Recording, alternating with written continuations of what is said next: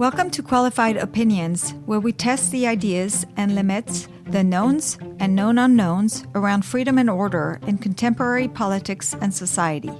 We invite you to listen as we engage with leading and emerging thinkers across disciplines and issues who will sharpen our thinking on the topics shaping our discourse.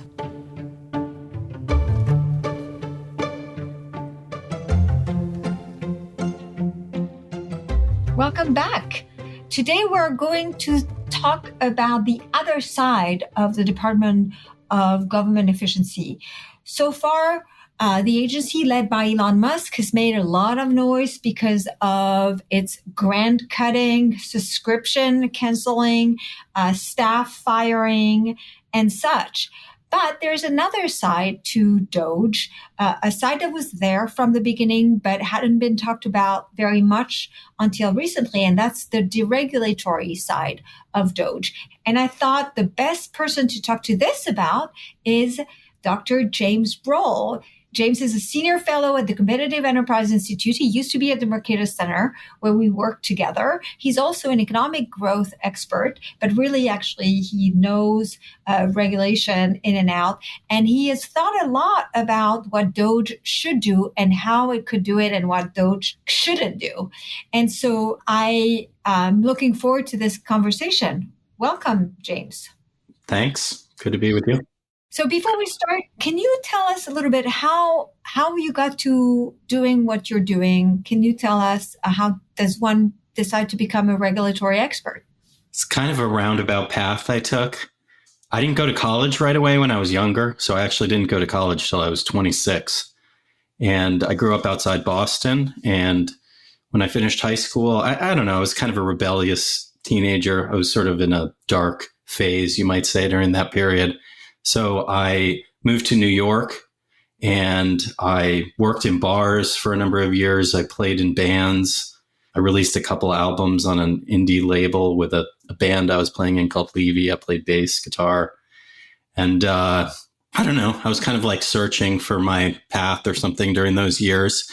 And eventually the band broke up, and I was kind of like, I broke up with a girlfriend right around the same time. And decided I'd go back to school, and I went to Hunter College in the Upper East Side of New York, mostly just because that was cheap and affordable. But I had gotten a subscription to the Economist magazine from my ex-girlfriend at that point, which I'd become kind of obsessed with, and because I just, in my music days, I just spent a lot of time partying and going out, and it wasn't the peak of my intellectual life. And yeah, I just started getting into economics, and it was like, whereas I'd been kind of obsessed with music as a teenager and in my early 20s, my obsession kind of morphed into something else, and it became about econ. And so I went back to school, and initially I thought I'd go work at a bank or something like that. And that was because I was in New York, I was mostly focused on finance jobs, but I got into Austrian economics. I guess I read The Road to Serfdom. I was reading stuff like that in New York. I read some Thomas Sowell economics in one lesson, books like that. I wasn't well versed in all the free market economics, but I was reading it on the side as I was studying econ.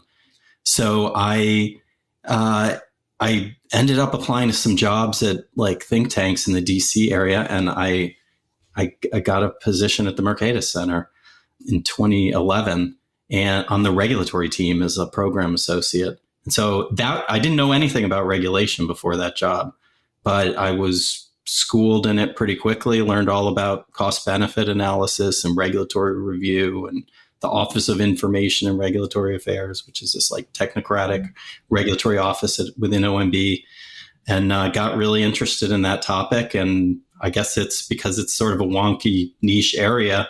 I learned hey, there's a possibility to have a career working on this stuff. And so from there, I've been working on these issues ever since. So it's almost 14 years, I guess, at this point. Yeah. And it's really interesting because regulatory studies was always an important part of Mercatus It was always kind of one of the things that we were doing that very few people were doing.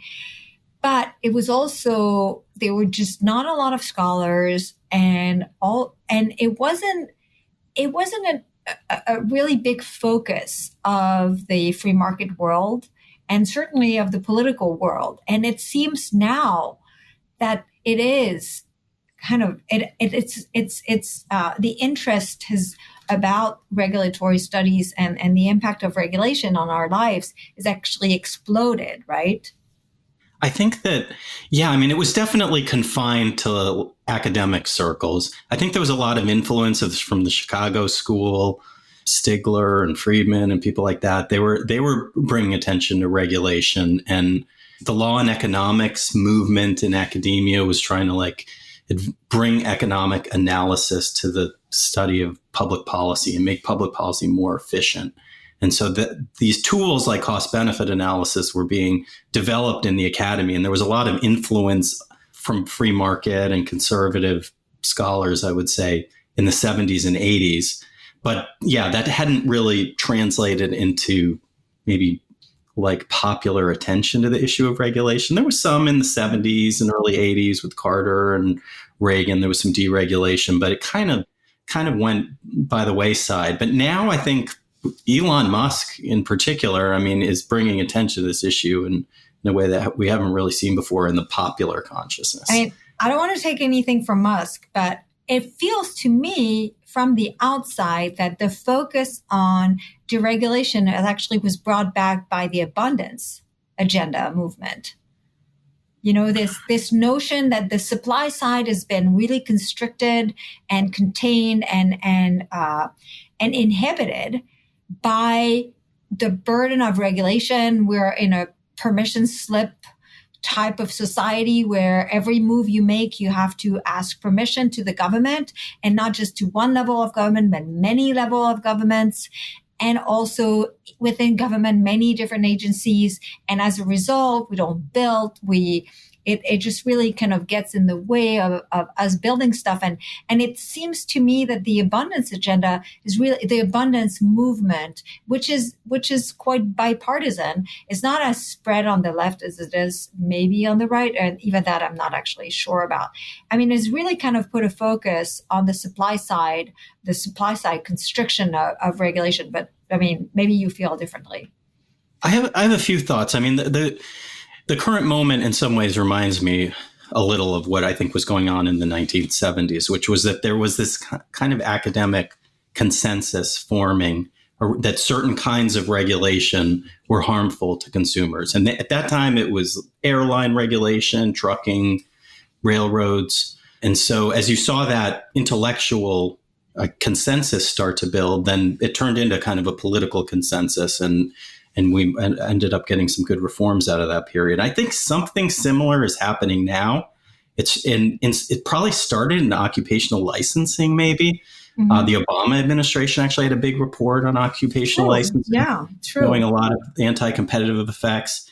Then you have the YIMBY movement. I mean, there's just, I think young people especially, they recognize housing is such a problem. It's so unaffordable. I know when I lived in New York City, just the idea of buying an apartment just seems so out of reach, you know, to someone in my position. And I think so many people feel that way. And so this movement to build more housing, and now permitting reform is another area where there was just this vision of like a renewable energy transition that a lot of progressives have. It's just run right into the reality of the administrative state and regulations and the NEPA review and environmental review. And so I do think that in those areas, we're seeing this consensus start to form again.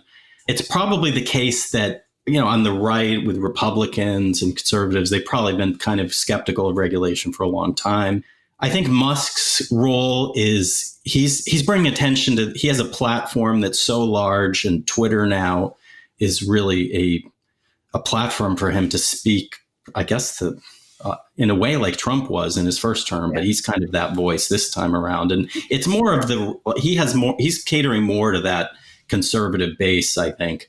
So he's bringing attention to it, but the way he does it might alienate some of those people on the left who might be more open to the abundance agenda stuff that you're talking about. But so it's interesting because you're right. Like Musk has this enormous microphone, and in a weird way, what he's doing what none of us have been able to do, which is he's being able to bring to the attention of the American people who usually doesn't pay any attention to any of this, to the issue of spending. How many times have we written about government waste, right? I remember at the beginning of my career, right? I used to be making lists of ridiculous spending programs, right? And I wasn't alone. There were many of us, and yet it didn't seem to actually kind of trickle down to the American people understanding that, yeah, true. Like the big problem with the sustainability of our debt is a program like Social Security and Medicare, but it doesn't actually justify that we tolerate all these other kind of crazy things that if Americans knew, they would tolerate. So he's bringing attention to this for sure. I mean, we can debate whether it's the right way to bring the attention or whether it's not sometimes counterproductive.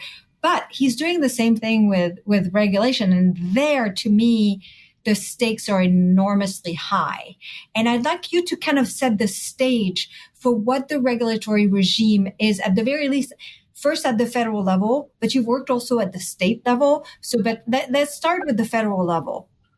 Sure. And I think you're exactly right, because a lot of the talking points that Musk has been promoting online are things that people in the think tank community have been saying for a long time. In some cases, it's charts that from our friends that he's sharing on Twitter. And I have a colleague at Competitive Enterprise Institute, Wayne Cruz, who's always talking about how many pages are in the Federal Register or in the Code of Federal Regulations. He tweeted Musk a few times, has tweeted some of this stuff out.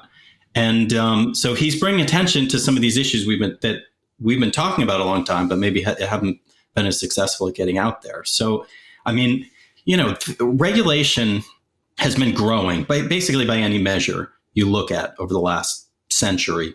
The amount of regulation we have on the books has been growing year after year. And it seems as though we have institutions that produce new rules every year and add new regulations to the books every year, but aren't very good at going back and reviewing regulations, checking whether they're working, eliminating regulations that maybe are outdated. And so as a result of that, there's this tendency for just the amount of law on the books to grow. And Congress over time delegates more of its lawmaking power to these administrative agencies. So when I talk about regulation, it's the law that these administrative agencies under the president produce through rules. If you look at the Code of Federal Regulations, I think it was around 10,000 pages long in 1950, and it's about 190,000 pages now. So it's grown almost 20-fold.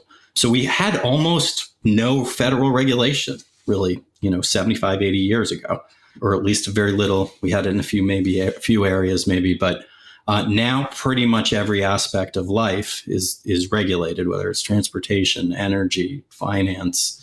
And that with many layers, right? It's just not regulation once. It's like it's a bunch of layers over layers. I mean, you have at the state level, you have additional regulations. There's all these alphabet soup of agencies exist at the state level: environmental regulators, health departments, transportation, labor. Local level, you have more regulations. That's where a lot of zoning rules come into play. And so you have this kind of maze, a labyrinth of regulation at all these different levels. They interact with each other in very complex ways. Sometimes the federal government gives money to the states, and then they help implement its regulatory agenda. Other times it's a little more separate. But for a long time, researchers just didn't have a good. We knew there was regulation was growing if we counted pages in the code and so forth, but there weren't very good cost estimates. And I think that's one of the reasons it hasn't gotten as much attention over the years as spending or monetary policy or taxes. It's easy to say this government spent this much money last year. The government raised this much money in taxes. The Federal Reserve set interest rates or printed this much money. All that stuff's pretty well tracked. Regulation is off the government's books.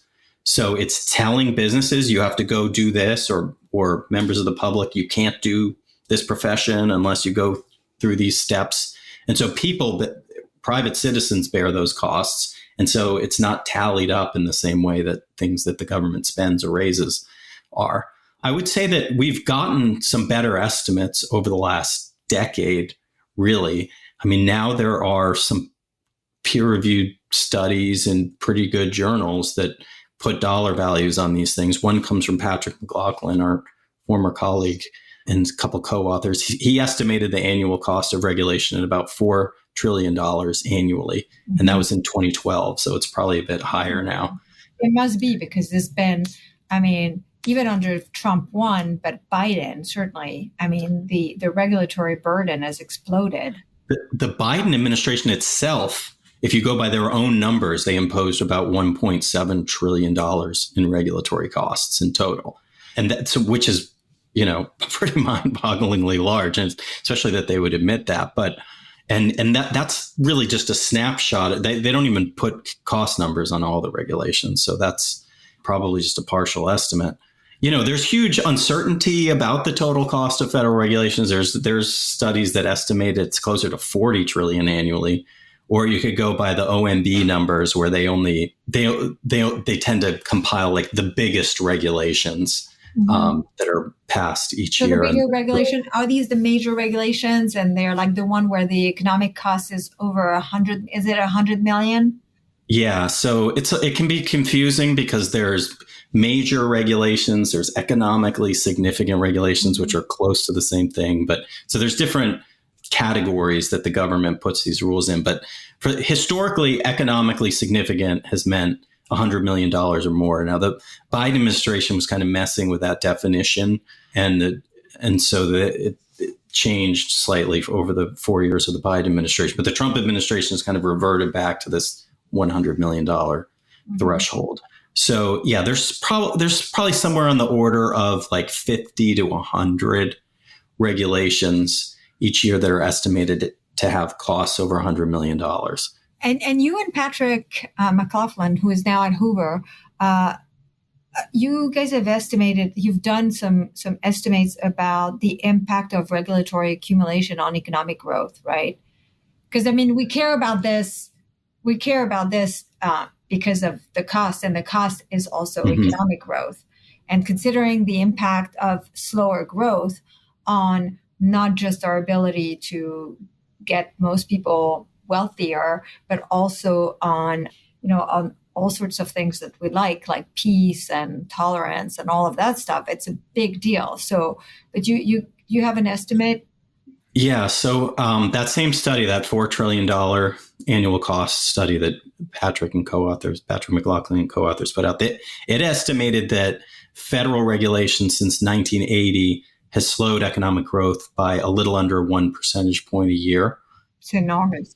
Which, yeah, I mean, that basically, if GDP is growing, or maybe 2-3%, if we were lucky, a year. So if you add another percentage to that, it could increase GDP growth by 25 or 30% each year. And then over time, just compounding that, we're talking about trillions of dollars over time. It adds up pretty quickly. Let me ask you something that is, as someone who doesn't know, I don't study regulatory regulation like you do. It occurred to me recently that regulatory accumulation is a big deal, blah blah blah, for sure. But it seems to me that what may be more important is to actually kind of identify, of all the regulations, the one that have the biggest impact. And I wonder whether there's something, like the 80-20 rule, which is like 20% of regulations actually represent 80% of the cost. And as such, kind of regulatory accumulation maybe is not as important as actually really truly identifying which are the regulations that are the most distortive, the most damaging, the more, the more anti-growth. Is that wrong or wrong way to think about this? I would say that it's hard to know given the current state of knowledge, but I mean, in some of the places that we've seen that have reduced regulations by a considerable amount, like just cut regulations by 25-30%, you have seen some increasing growth. So it could be that just taking a chainsaw to the code and cutting 30% of the rules out would boost growth. But I'm definitely sympathetic to the idea that there are some regulations that are much more harmful than others. The reason why I started thinking this is because when you listen to the people like in this abundance kind of movement, right, whether it's on the right or the left, they always point out kind of regulations like NEPA and they rattle a few others that are just basically kind of the priority of things to get rid of because of their just paralyzing impact on growth, on the supply side, on our ability to build. And so I was thinking, well, if you actually think about kind of the regulations and you identify the ones that are the most damaging, maybe it's the task at hand to really deregulate in a really meaningful way. The American economy is just not as big as it seems. I mean, I recognize that even deregulating, even like reforming one regulation is a big, big deal, right? It's a long process, but it's not as big as saying, we're gonna just kind of, we need to take care of like 70 years of federal regulations. That was kind of where I was coming from. But I think that the National Environmental Policy Act, NEPA, has been getting a lot of attention in the last few years. I think a major part of that is just because that particular law is contributing a lot to the slowdown of the renewable energy transition, which is a big priority of a lot of progressive groups. I don't think it's the only permitting law. I think the Clean Air Act, the Clean Water Act, the Endangered Species Act, these are contributing to that too. And so I think that is one reason why that particular law is getting a lot of attention. Honestly, I would love it if there was better research out there on the cost of NEPA or the cost of NEPA relative to some of these other environmental regulations out there. Because honestly, I'm very sympathetic to the case that particular law is very harmful. But can we say that definitively, given the evidence and the academic record out there? I would say it's uncertain. Yeah, it's also possible that what NEPA does, it creates kind of a requirements for doing a cost benefit analysis of the environmental impact of building something, anything, right? And the real cost may not just be just NEPA, the rule, or whatever the requirements themselves, but also the fact that it's seized upon by, environmental group to then take whomever is trying to build things to court in the name that they haven't complied the way they would want people to comply with NEPA. I wonder, and I don't know. I'm just like, yeah, I think of NEPA as like kind of an upside down statute. It's because in many ways I'm sympathetic to its basic, its framework, because in the area of regulation, I think we should have cost benefit analysis for regulations. I think we should have judicial review of that cost benefit analysis such that members of the public can challenge regulations in court and say this is based on junk economic analysis or junk science. And it's very hard to challenge regulations on the basis of shoddy evidence right now because we don't have those kinds of NEPA-like procedures in place. The problem with NEPA is it flips everything up. It says rather than put the burden of proof on the government to issue a regulation, it says it's putting the burden of proof on them to issue a permit to allow development to take place. So the default is basically no development can happen unless the government jumps through all these hoops and then navigates the legal landscape in courts and cases and litigation. So there's this extremely high bar put on before any development can take place. Whereas I think we should have an extremely high bar before regulations can be put in place. But I think we should generally allow most development unless there's a really compelling case about why it's going to be really harmful. Yeah. So some of the procedural aspects of NEPA, I actually think if they were in other contexts, they might actually work pretty well. But even beyond that, I think NEPA has some problems. I mean, one is just that it's the law that was passed in the 1970s or 1969, 70. It was just very vague. It was short. It was like 5 pages to start. It just said before the federal government makes certain decisions or engages in certain actions, it just has to study the environmental implications of those actions. And that's more or less what it said. And that left this big, wide open question about what that meant. And so there was a few years went on of litigation and challenges. And finally, the Carter administration put out a bunch of regulations that said, basically, here's some very detailed procedures you can go through to comply with NEPA, because there just wasn't certainty about what it even meant. And those regulations over time got very complicated. And that's what ultimately led to these, 3,000 page environmental assessments. It's not cost benefit analysis. It's just environmental assessments that have to be done. And those started getting challenged in court. And that led to the kind of nightmare situation we have now, where it's impossible to build anything without some environmental group challenging the environmental analysis. Now, that said, there's a opportunity right now that's happening. Those regulations that the Council on Environmental Quality is the agency that put out these NEPA regulations in the 70s, that those regulations just got repealed by the Trump administration. And so there's kind of an opportunity now for some big changes. I would say there's some reasons to be optimistic, but it's not going to be easy. But so we could be at a turning point. Let's talk about that. So tell us what DOGE is trying to do on the regulatory front, and why you think, and why you think it really, we should be paying attention.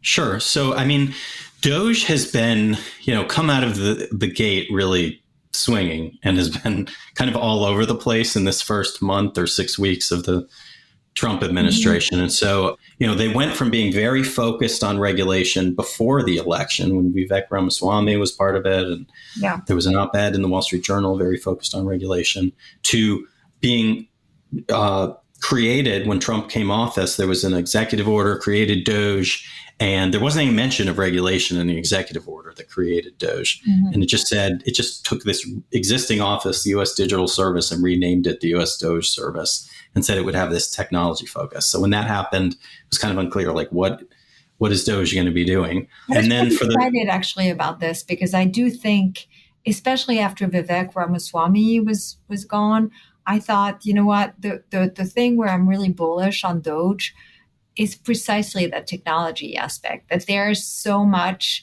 that needs to be done. It's unbelievable how outdated everything is. And it's not that kind of this notion that you can just if only we updated the computers.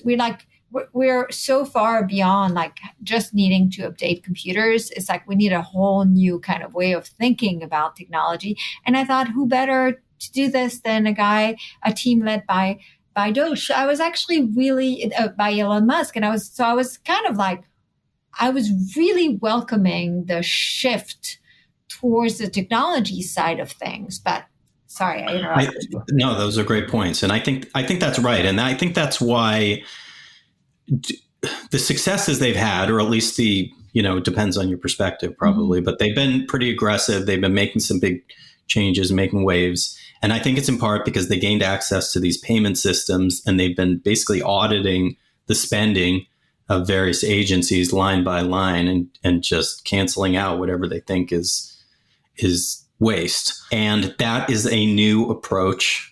We've had audits, we've had the Government Accountability Office, and there've been spending reviews over the years, and lots of reports and people at think tanks talking about that. But that using technology in this way, it does appear to be novel, and I think that's why they're able to make a difference.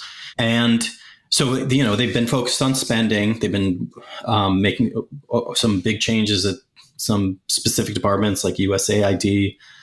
They've been staffing cuts has been a big focus. And so the first few weeks of the Trump administration, a lot of it was about spending, staffing. And so as someone who's focused on regulation, I was just kind of wondering, are they going to be focused on regulation, or has that kind of been put on the back burner? But in the last couple of weeks, there have been a few executive orders, one specifically related to DOGE, but a few of them related to regulatory reform, that have made clear that regulatory reform is both. It's going to be a big part of the Trump 2.0 administration, and it's going to be a part of what DOGE is doing. So let's talk about what are these? So there's the 10 to 1. So can you tell us what are the I'm not sure I'll be able to recall what all the names of them are, but no, it doesn't matter. So many of these executive orders, but one of them more or less revives an executive order from Trump's first term, which had Trump 1.0 had 1 in 2 out as a policy. So this time around, it's 1 in 10 out. So we'll see. I mean, the outs and the ins can be measured differently. So it's basically one big regulation in. We have to eliminate 10 things from somewhere, that some of which might not be that significant. But this is, Trump likes using this as kind of a marketing device to talk about deregulation. So 1 in 10 out is going to be part of this term. If regulatory accumulation is a thing, as opposed to my vision of things, or like my intuition about this, which was like just go for the big ones. I mean, they do it, even if they remove, 10 small stuff, it just helps on the regulatory accumulation front, right? I think that's right. I've been promoting the idea of 1 in 2 out or 1 in 3 out to states for quite a while. I like it. It signals to the public deregulation is a priority. It signals to the agencies deregulation is a priority, and it gives you some way of measuring your progress. And it injects also this important idea, I think, that not all regulations are good. Without going to the extreme to say we don't need any regulation and no regulation would be better, blah, blah, blah. Like there's this tendency of people to think that all regulations are good, and they're not. And this kind of actually, I think, reinforces this notion that we should be skeptical that all the regulations that we have on the book are good. And we should be skeptical of the idea that the regulatory code should just grow without limit. Yes. And essentially that's what it is a cap. It's saying we're not going to let the regulatory code continue to grow. And another form of cap the Trump administration's put in place is a regulatory budget, which they also had in the first term, which is basically the OMB director allocates a certain amount of cost or cost reduction that the different departments have to try to achieve for the year. And so that was in the first term, and that's coming back.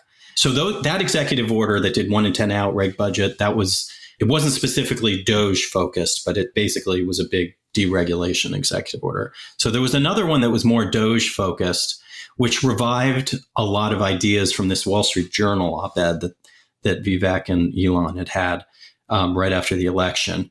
And that op-ed had basically focused on the idea that we should draw on these Supreme Court rulings that have happened in the last few years to try to identify unlawful or illegal regulations.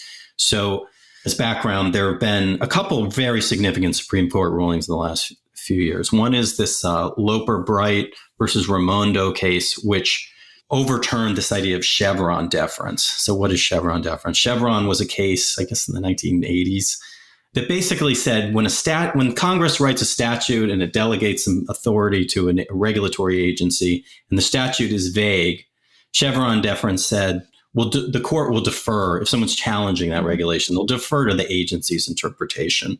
And so this idea, it was popular among conservatives at that time because in the 80s, Reagan was president. And so the agencies were, tended to be controlled by conservatives throughout the 80s. But in subsequent years, this basically, it's very often for regulatory agencies to kind of push the bounds of their authority in questionable ways.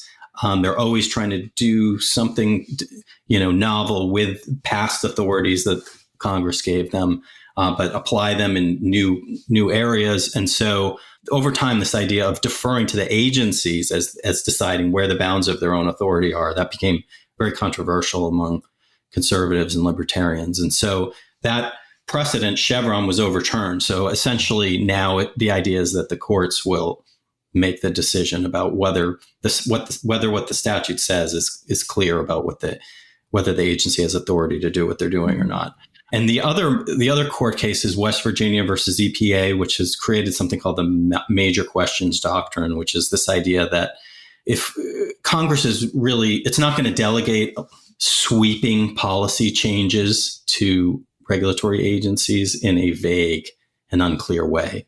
So if Congress wants the EPA to mandate electric vehicles for the entire country, for example, it's probably going to say that explicitly. It's not hidden, buried in some, fuel efficiency or emission standard, tailpipe emission standard law from, 30, 40 years ago, where all suddenly the agency found they have the authority to do that. So the major questions doctrine is about these big sweeping regulations that agencies sometimes try to issue based on vague authority. So the idea of this executive order, that was kind of a roundabout way to get to this, that DOGE, so DOGE is both an office in the U.S. Digital Service, but also has members embedded in all the different agencies.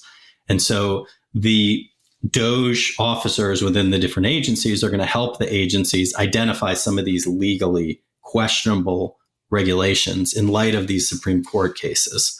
So they're going to be looking for regulations where there's unclear statutory authority, where maybe the regulation appears unconstitutional, or where it's making some very significant policy change on uncertain authority. And then there's also some language in the executive order about costs exceeding benefits, so inefficient regulations maybe that fail a cost-benefit test. So let me ask you about this, because so let's say they identify like 5 regulation in this one agency. Then what happens next? Right. So according to the executive order, they're basically they're going to reconsider whether, or they're going to deprioritize enforcement of these questionable regulations. So first, within 60 days, it's already been a couple of weeks. So the agencies have to produce lists or categories of regulations that meet these criteria.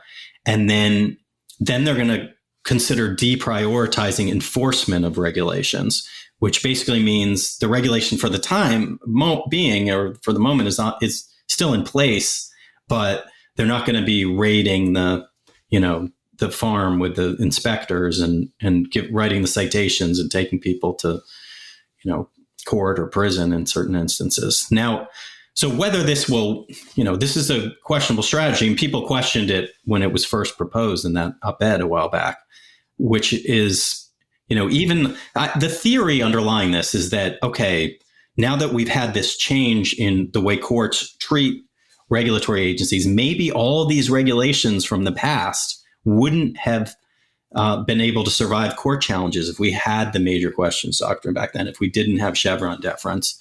And so now maybe if we reevaluate all those old rules in light of these changes, maybe a lot of them are illegal.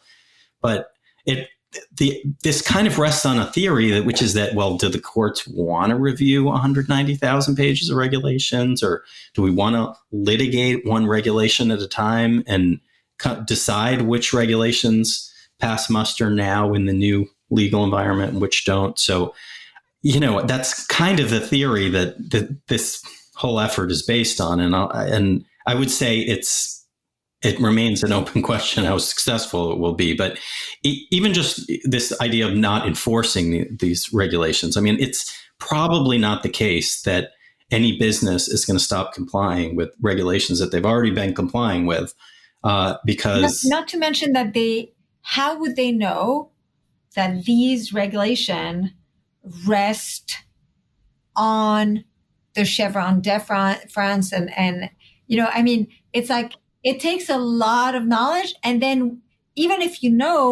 when you don't know what enforcement really is going to be, you're safer probably complying. Right. And so it makes you wonder, like, they have 60 days, the agencies, to do this review.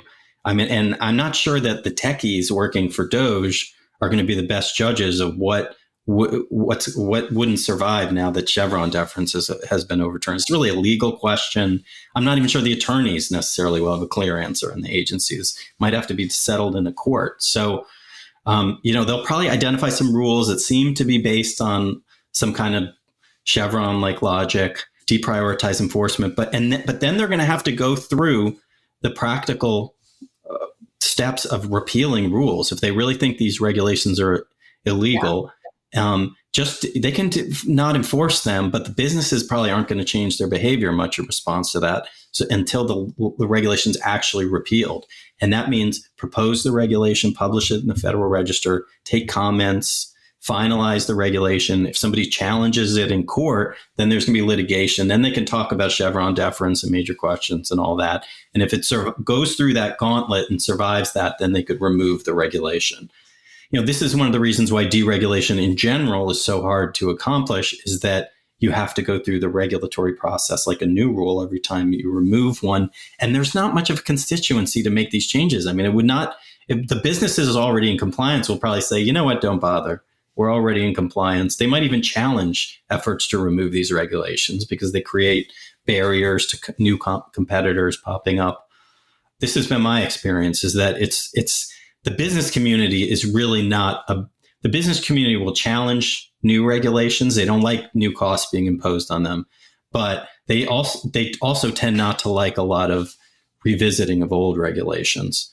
And so it tends to have the momentum for deregulation has to come from something like academic consensus or some of that, consensus we were talking about, as opposed to coming from business. So is there is it biased? Is it easier to put in place a regulation than to remove it? I would say it's the same process. So it is in theory, it's equally easy or difficult to put in place a regulation as remove it. But I think it's harder to remove regulations because new regulations create constituencies who, once the regulation's in place, benefit from it and will fight to change it. So I think in practice, it's easier to put in place regulations. And there's also just very little incentive to review regulations. It's not really part of the process of the regulatory process. The process involves regulating. Now, regulating can be deregulating, but agencies and new administrations come in, they have priorities, they want to do stuff. It's usually not, I want to go back and revisit my predecessor's agenda. So are you optimistic at all about? So I think there are a few reasons to be optimistic. One is there's this new DOGE website where they're starting to track, it's doge.gov, all the spending and grant rescissions and contracts they're repealing. And there's also a regulation page there, and they have breakdowns of how many regulations, how many words, and how many sections of code all the different departments have. This to me hints that maybe they're going to start tracking the deregulatory agenda in kind of the same way they've been doing with the spending agenda. I think that this idea of technology is different. I mean, DOGE it's more aggressive than, the deregulation efforts we've seen from previous Republicans over the last 40, 50 years. They seem to be willing to upset whatever some norms and take an aggressive approach. And so I think there's a good chance that they might just surprise us and do some things that maybe we weren't expecting. I also think that there's some low-hanging fruit in terms of regulations from the Biden administration. I mentioned that 1.7 trillion. I mean, there was a tailpipe regulation, which is the quote unquote EV mandate rule. That the costs of that regulation alone were over $800 billion. Wow. Is this something that because there's the Congressional Review Act is another way they can go about deregulating, right? This, but it only applies to the regulation that were put in place in the last few months. Is that so? It's the last 60 legislative days, but that can be like 6 months. So it's basically the midnight regulations, or the regulations from the tail end of the previous administration can sometimes be overturned through this Congressional Review Act process. Now, I think it's very possible we'll see 24 regulations overturned, and then some of them might be quite significant through that process. And the benefit of that process is it says you can never issue a regulation that's substantially the same again after Congress has done that. And you don't need 60 votes in the Senate. So it's kind of a fast track process to overturn rules. The downside is that only tends to ever have any effect when there's presidential transitions and the party and power switches, and the incoming president is control of the Congress. But that's happened a few times in the last decade. So yeah, that's a process. I would be more optimistic if there were some more concrete goals being discussed about what they want to achieve through deregulation, even if they said, let's cut 50,000 pages from the Code of Federal Regulations, or let's save $2 trillion in regulatory costs through our deregulatory efforts. I mean, Musk has been saying $2 trillion for spending. Why not? I actually think it's more achievable in the regulatory space. So why not make that promise there? And then they'll have something to work toward. If they're tracking it on the website, that could be productive. So there is this kind of kitchen sink kind of thing happening right now with all these executive orders. There's an independent agencies executive order too. It's been getting some attention, where Trump has basically said these independent commissions need to start submitting their regulations for the White House review. So they're doing a lot of things at once. They're clearly going to be deregulating. It would not surprise me at all if they're more successful than they were in the first term. But does that mean we're going to see massive deregulation where the number of rules falls substantially, 10, 20, 30%? At this point, I'm somewhat skeptical that we'll see that. What about energy?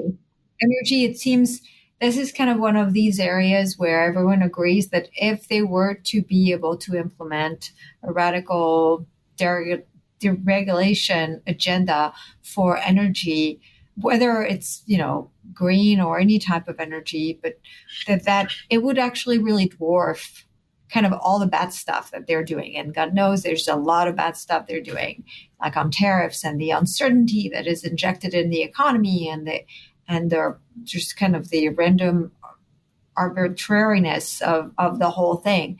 What do you think they can do effectively with energy? And do you think that this is actually even the place to focus? I think energy is probably very important space right now. I mean, for a couple of reasons. One is artificial intelligence is growing. There's all these projections about the amount of energy that's going to need in the decade ahead. You're starting to see companies and banks and businesses abandon their climate targets, in part, I think, as a result of artificial intelligence and recognition that basically we're going to be using a lot more energy, not less. And so we need more energy sources coming online, whatever type of energy that might be. And in order to get them, we're going to need faster permitting. We're going to need more transmission infrastructure and so forth. And so, it's big sweeping technological changes like AI that have the potential to really just boost growth because it's just so wide ranging in terms of it affects every sector. And now we'll see how fast or slow that ends up happening in practice, but there's at least the potential there for something really big and revolutionary. So I think energy, because it just feeds into everything, it's a good place to focus. And there's a big opportunity right now with those NEPA regulations that I mentioned earlier. So, but really right before Trump took office, there were a couple of court cases that basically questioned the legality of these regulations from the Council on Environmental Quality, which had governed the NEPA process for since 50 years. 1970. Yeah, since the 70s. And most of the requirements in NEPA come from these regulations, not from the statute. So not from NEPA itself. Now, so the Trump administration rescinded the executive order that Carter has been placed since Carter that basically told the CEQ to write these regulations. And now they've rescinded the regulations. They just published a final rule basically saying these rules are rescinded.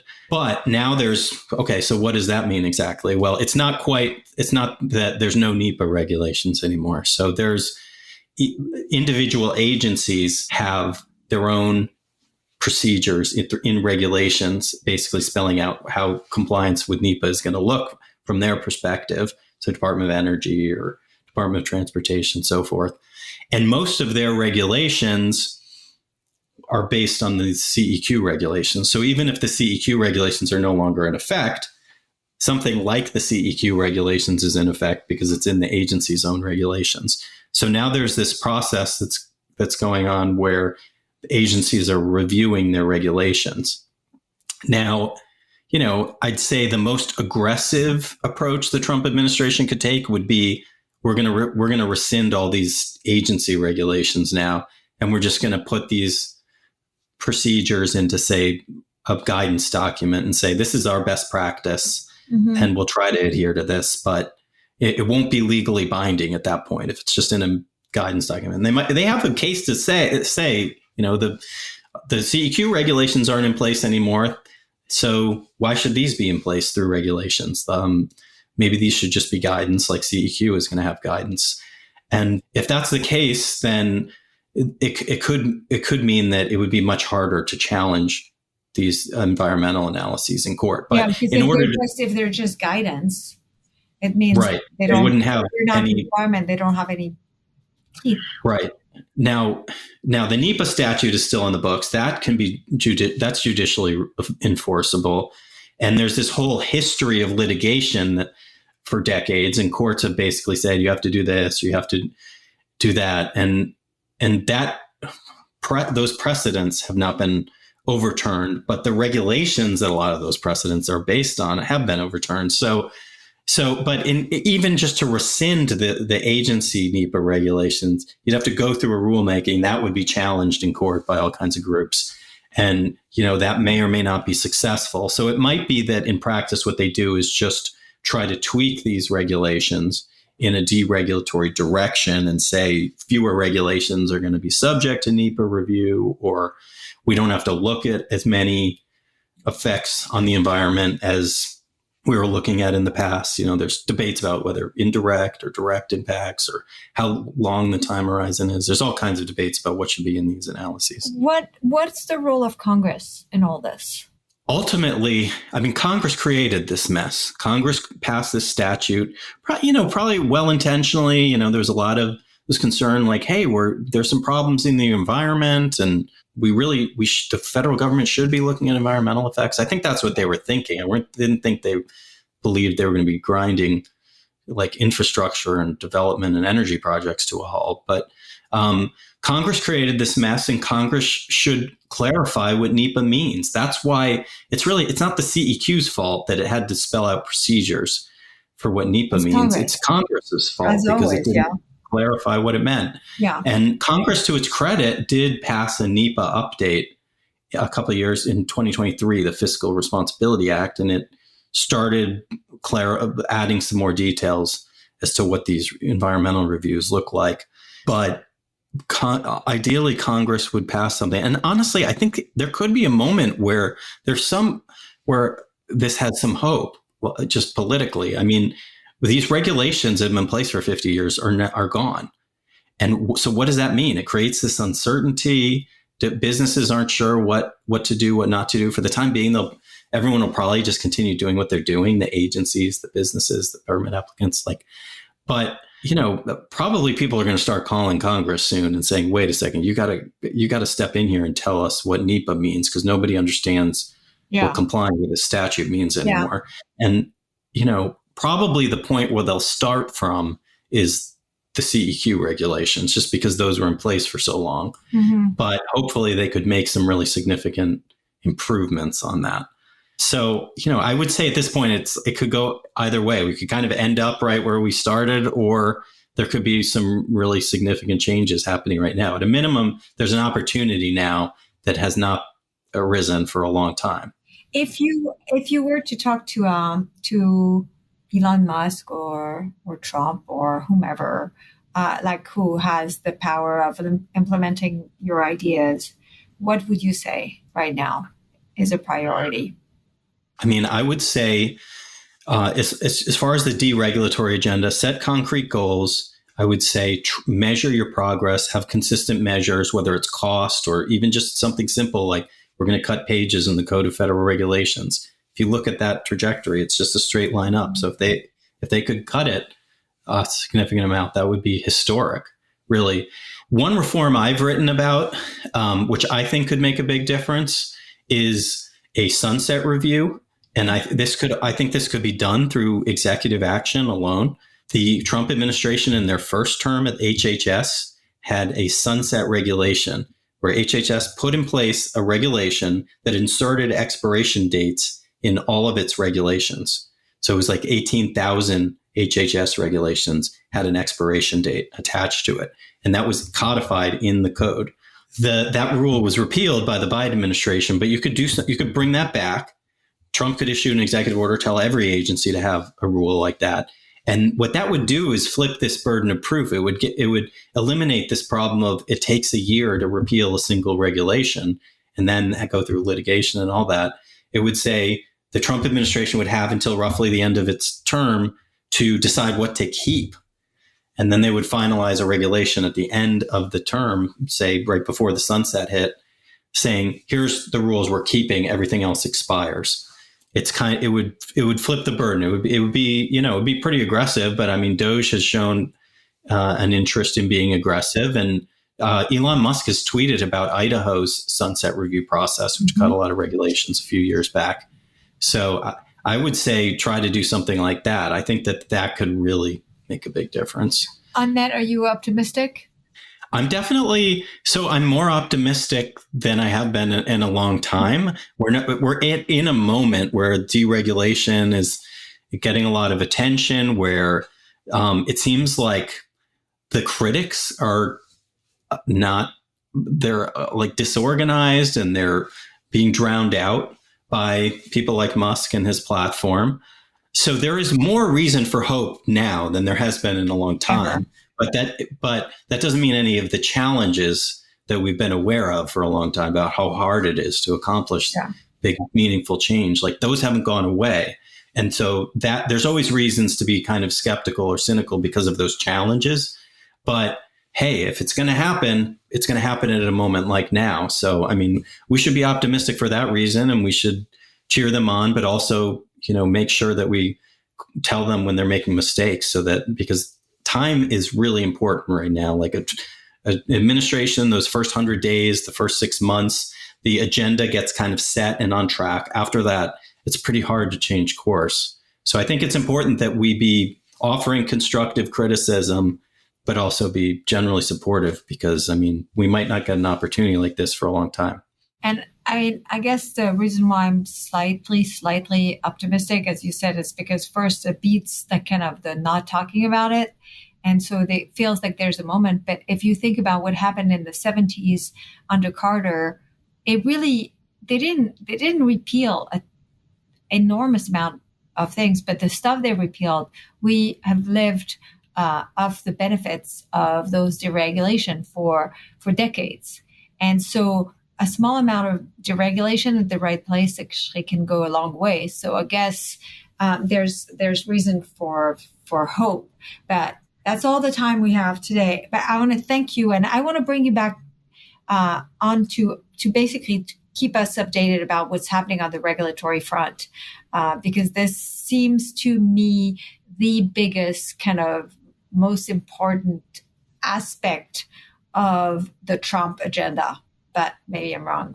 I'd love to be back. It's definitely the most important from my perspective. So thanks for having me. James. Thank you.